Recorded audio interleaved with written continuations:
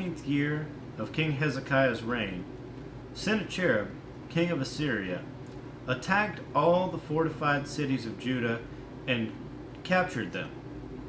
Then the king of Assyria sent his field commander with a large army from Lachish to King Hezekiah at Jerusalem.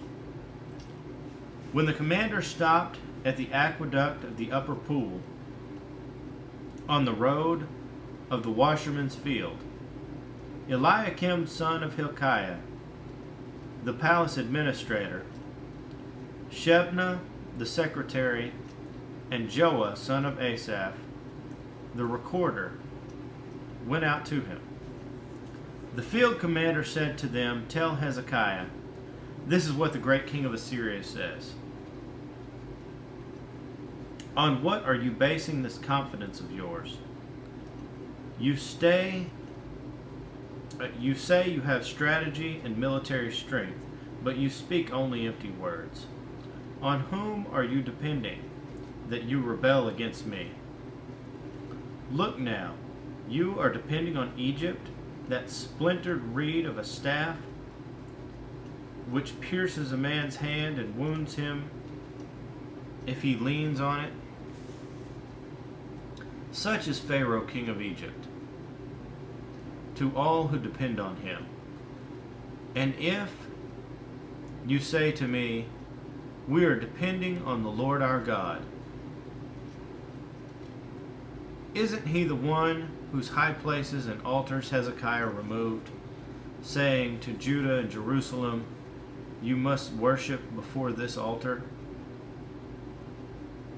Come now, make a bargain with my master, the king of Assyria. I will give you 2,000 horses if you can put riders on them. How then can you repulse one officer of the least of my master's officials, even though you are depending on Egypt for chariots and horsemen? Furthermore, have I come to attack and destroy this land without the Lord? The Lord himself told me to march against this country and destroy it." Then Eliakim, Shebna, and Joah said to the field commander, "Please speak to your servants in Aramaic, since we understand it. Don't speak to us in Hebrew in the hearing of the people on the wall."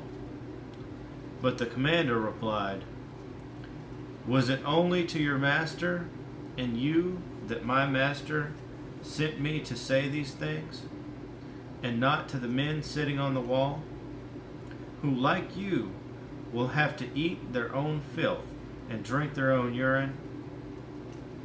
Then the commander stood and called out in Hebrew, "Hear the words of the king of Assyria. This is what the king says. Do not let Hezekiah deceive you. He cannot deliver you. Do not let Hezekiah persuade you to trust in the Lord when he says the Lord will surely deliver us. This city will not be given into the hand of the king of Assyria. Do not listen to Hezekiah. This is what the king of Assyria says. Make peace with me and come out to me. Then every one of you will eat from his own vine and fig tree, and drink water from his own cistern, until I come and take you to a land like your own, a land of grain and new wine, a land of bread and vineyards.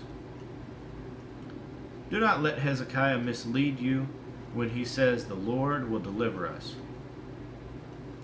Has the God of any nation ever delivered his land from the hand of the king of Assyria? Where are the gods of Hamath and Arpad? Where are the gods of Sepharvaim? Have they rescued Samaria from my hand? Who are all of the gods of these countries? Who of all of the gods of these countries has been able to save his land from me?